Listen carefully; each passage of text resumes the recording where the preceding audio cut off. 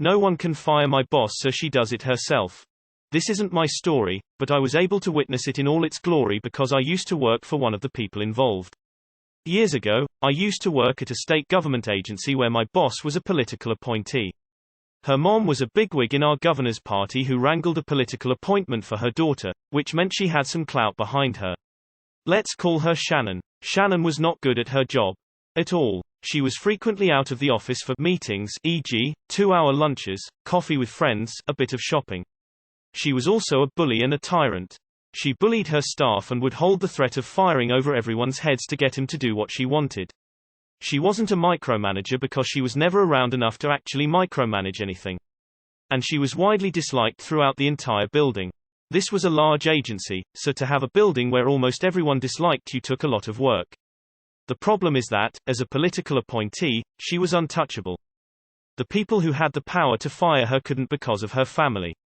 Even the number 3 person in the agency couldn't do it, and he was a political appointee as well. But after a year of mystery meetings and time out of the office, her excuses were catching up to her. The agency director removed her from her job and put her in charge of special projects. Anyone who's worked in a corporate job knows that people get put in charge of special projects because they were largely incapable of doing their previous job. They didn't get fired, but they no longer had any power. This was Shannon's case. For a while, she seemed to get the message. She shaped up, didn't have any more mystery meetings, didn't disappear from the building for 2 hours, and treated people somewhat nicely. Of course, it didn't last and Shannon returned to her old ways. Around that time, we got a new assistant director. We'll call her Tricia, who was also a political appointee.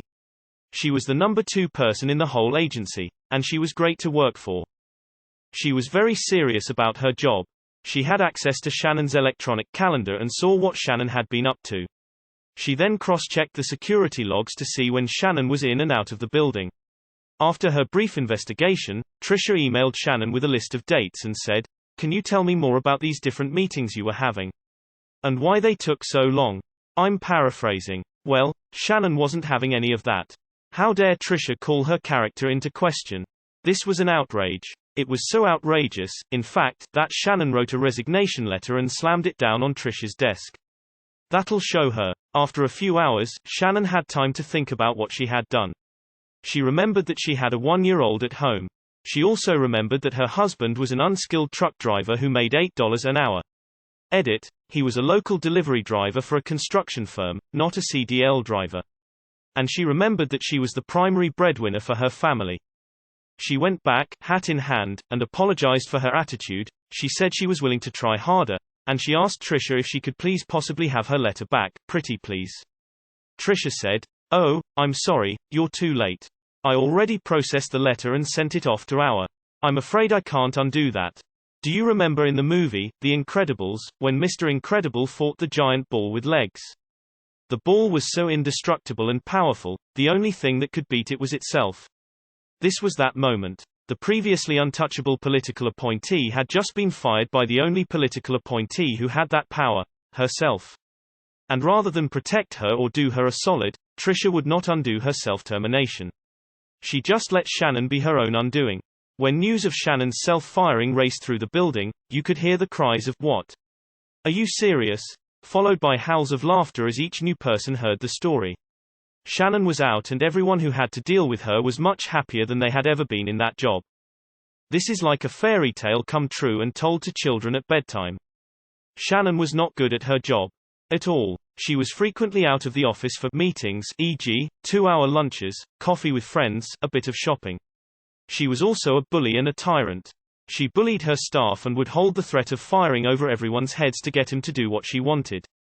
She wasn't a micromanager because she was never around enough to actually micromanage anything.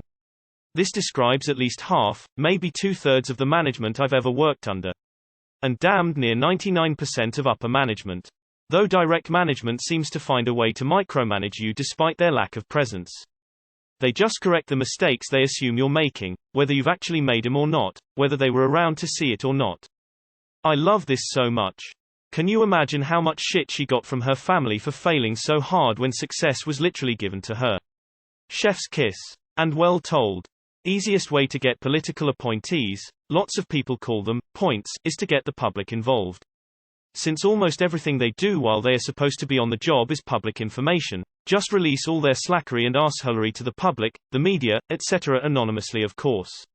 Also, in pretty much every US state, it's obvious she got her job through nepotism, which is a major violation of state ethics laws. Easy to report to the Independent Review Board. This deserves all the awards. How to trick a corrupt official out of office. That is beautiful. And if course that half with would screw over her family who depended on her. An $8 an hour truck driver. And today, her unskilled truck driver husband is making $14 per mile. I don't dream of labor. What is a political appointee? I have my misgivings about politics, but damn, did this bring a smile to my face. Ain't it great when the trash takes itself out? I didn't know people thought that about special projects. My experience is very different. I decided to quit a full-time job because I wanted to go part-time while I finished my studies. My boss instead created a part-time special projects role for me so she wouldn't lose me altogether. I don't even understand her threat of resigning. She's threatening the building to have a good time. I demand that you fire me immediately. Okay, sure, done. No wait, not like that. Own goal. This is the anti-work attitude. A political appointee whose big-wig mum is obviously influential enough to get her a job at an agency is married to an unskilled truck driver and happens to be the sole breadwinner of a family with a 1-year-old. Excuse me if I don't buy it, writes for Doe 42. Doubt. Kamala Harris, now you know the rest of the story. This reads like an urban legend. How could someone have family connections and a husband who makes $8 per hour? Come on. Cool story, bro. I don't see where anyone maliciously complied with anything, but that's normal for this sub. For once, can we not have a redacted story? Who was the person? Almost every corporate setting big enough to have a HR department also has a 24-hour cooling-off period. Great story. One small quibble. In no reality have truckers made $8 an hour in my lifetime. Lovely, just lovely. Must have been 40 years ago, even an unskilled truck driver made more than $8 an hour. But nice story, I think I have a few myself, although mine's name is Karen. I don't get the malicious compliance, but I think it could go to R. Leopards ate my face. I worked with a Karen who also made everyone in a 3-story building hate her. She had plans to become a manager. She was notorious for picking favorites and going to breakfast with them during work hours. She made other supervisors cry. She finally quit when she gained some awareness that she'd burned every possible bridge to senior management. She quit at the same time that my father died. When I came back from bereavement leave, I thought, at least I won't have to see Karen's weaselly face around anymore. In the UK at least, this can count as unfair dismissal if an employee in a tantrum tenders their resignation and quickly recants. This probably counts as that. They should be able to or could claim at a tribunal. Sorry. Being boring on a great post though, thank you. While funny, it's a shame that a baby came out from a piece of shit human being. And we all lived happily ever after. The end. Now go to sleep. Why are they always named Shannon? Fakest story I've seen on this sub. Bravo op. She deserves it, but I feel fucking awful for her family. I wish she was single and alone. And they all lived happily ever after. When a problem employee hands you a resignation letter, consider it a gift. All you need to say is, I accept. As a boss, I once heard from one of the managers, if you don't do it my way, I have no other option than to quit. He said that as a power play during a meeting with other managers in my team.